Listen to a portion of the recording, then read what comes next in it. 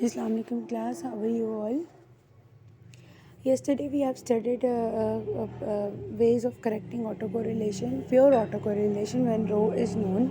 Now we have to see when what we have to do when row is not known. Generally यही case होता है कि रो known नहीं होती है, तो उसमें हमारे पास there are different ways of estimating row और उसमें हम different possibilities देख लेते हैं. सबसे पहले हम ये first difference method ही देखेंगे.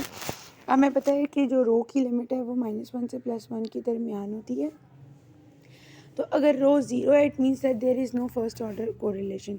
And at the other hand अगर हम रो को इक्वल टू -1 या +1 रखें तो इट मीन्स कि देयर इज़ परफेक्ट पॉजिटिव और नेगेटिव ऑटो कोरिलेशन. तो जब रिग्रेशन रन की जाती है तो हम ये कहते हैं कि नॉर्मली हम ये अज्यूम कर लेते हैं there is no auto correlation. और फिर डर्बन वाटसन की वैल्यू से हमें पता चलता है कि ये अजम्पशन जस्टिफाई हुई है या नहीं हुई.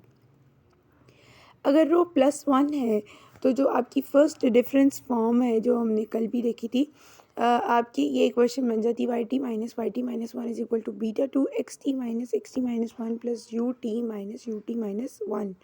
और अगर हम डिफरेंस ऑपरेटर डेल्टा यूज़ कर लें तो ये इक्वेशन प्रोड्यूस होके बन जाती है delta yt is equal to β2 delta xt plus epsilon t. और जहाँ पे आपको पता है कि एप्सिलॉन जो है वो तमाम OLS की असम्पशंस को सेटिस्फाई करता है जो कि ब्लू है.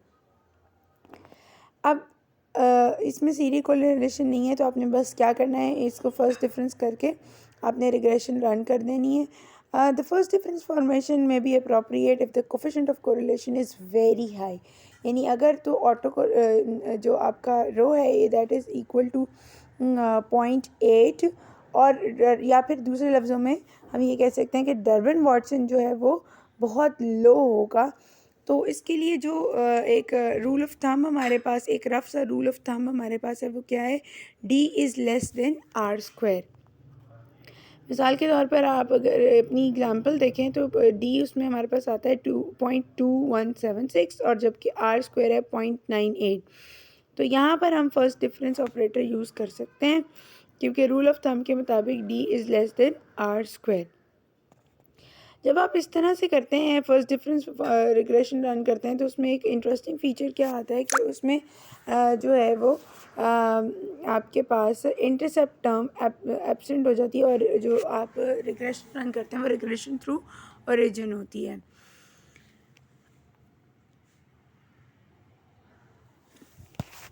तो जो रिग्रेशन थ्रू ओरिजिन रन करने का एक फ़ायदा आपको क्या होता है कि अगर आप ओरिजिन के थ्रू रिग्रेशन रन करें तो आपको उसमें लाजमी ट्रेंड वेरिएबल डालना पड़ता है. और उसका एक फ़ायदा ये होता है कि आपको ट्रेंड का पता चल जाता है कि presence of trend variable sorry okay. तो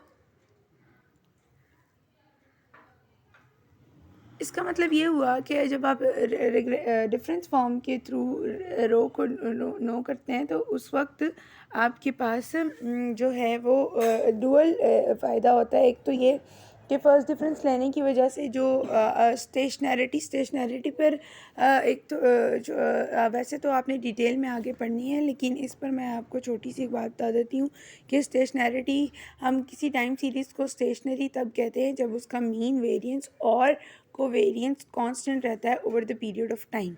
तो जब आप डिफरेंस लेते हैं तो नॉर्मली टाइम सीरीज़ का फर्स्ट डिफरेंस लेने पर अक्सर ऐसा होता है कि नॉन स्टेशनरी टाइम सीरीज़ जो है वो स्टेशनरी बन जाती है.